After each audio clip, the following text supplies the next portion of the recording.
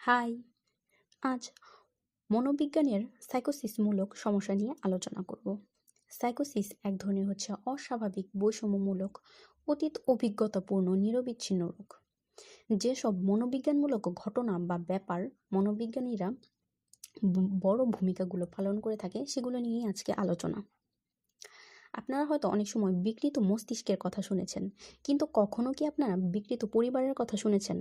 আর হ্যাঁ, বিকৃত পরিবারে যদি কোনো শিশু বেড়ে উঠতে থাকে, এই যে আঘাত যা ত্রুটিপূর্ণ ব্যক্তিত্বে তাদের গঠন করে, তাদের কিন্তু কোনো স্বাভাবিক ব্যক্তিত্ব হয় না। নানা প্রকার চাপ, ব্যর্থতা এবং অন্তর্দ্বন্দ্ব ব্যক্তির মধ্যে নিপীড়নের একটি সৃষ্টি করে। যেসব চাপ বা বাধাগুলি প্রতিরক্ষা বা অভিজ্ঞতার মধ্য দিয়ে তাদের যায়, এটি তাদের মস্তিষ্ককে বিকল করে খুবই ধীরে ধীরে। অধিকাংশ ক্ষেত্রে ব্যক্তির অভ্যন্তরীণ চিন্তা চেতনার মাধ্যমেই এগুলো তাদের মধ্যে প্রকাশ পায়। আবার অনেক সময় সামাজিক কারণেও এটি ঘটতে পারে।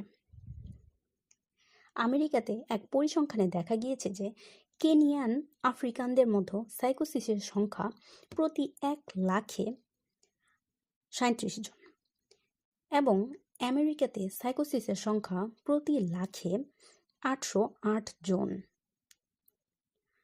আল্লাহ হাফেজ।